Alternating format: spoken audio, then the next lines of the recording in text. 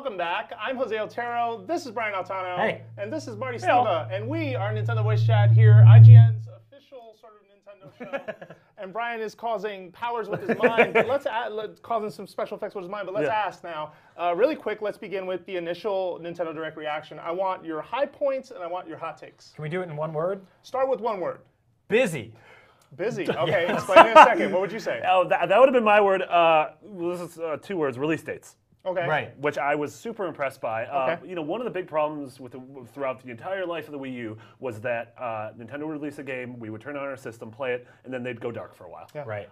What this did is showed us a reason why seemingly every week up through Splatoon's launch, we are going to have something to play. Yep. And it also showed us why 3DS, is still relevant. It seems like we're getting big tentpole first-party stuff every month or so, and then a bunch of cool sort of like retro or indie or third-party things in between, which is literally exactly the perfect scenario for Nintendo Switch. That's exactly what you want, So people right? wanted. You said busy. Why would you say busy? Just format-wise, if you look at the average sort of E3 press conference, they're usually sort of like drawn out, a little more slower pace. There's long-winding. The old versions had a lot of PowerPoint slides. The new versions have devs who come on and talk sort of ad nauseum. This was sometimes 10, 20, 30 seconds.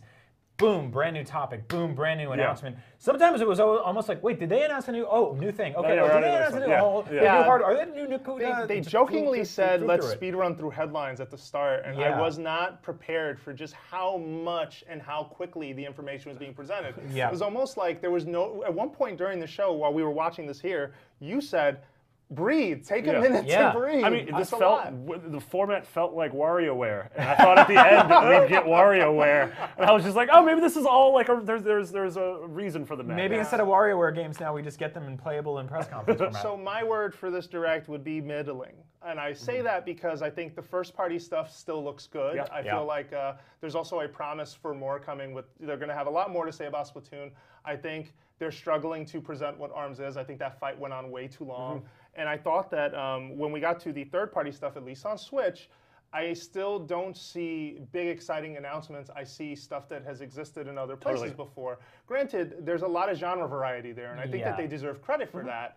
And I would not take that credit away. And we're going to get into it, but like even, and I think there were smart moves in there, like getting Minecraft on there early. You brought that up while we were just sitting here. Yeah, I think if you look at the Nintendo Switch launching out the gate, really strong, really fast, sort of like, think about it like F-Zero, right? You hit the button at the right time, you get that jump start.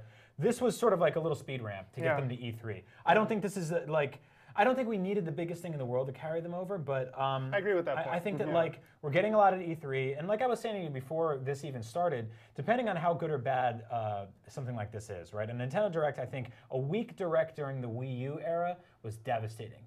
Middling Direct during the Nintendo Switch era right before E3, not so bad. I can handle that. And I will say they're giving 3DS a really good send-off, and we're going to get into that in a minute, but we're going to lead off with Switch stuff. But I do want to say, at least based on the first-party stuff, I feel like, okay, so far this Direct tells me you're saving Mario Odyssey, you're saving Splatoon, more Splatoon 2, Xenoblade 2, Fire Emblem Warriors, and other surprises as your focus for E3. Which I think is great, That's honestly. Smart. Like, I'm excited. Also, the fact that ARMS is releasing pretty much during E3 means they're not going to devote a lot of time to it at the press conference.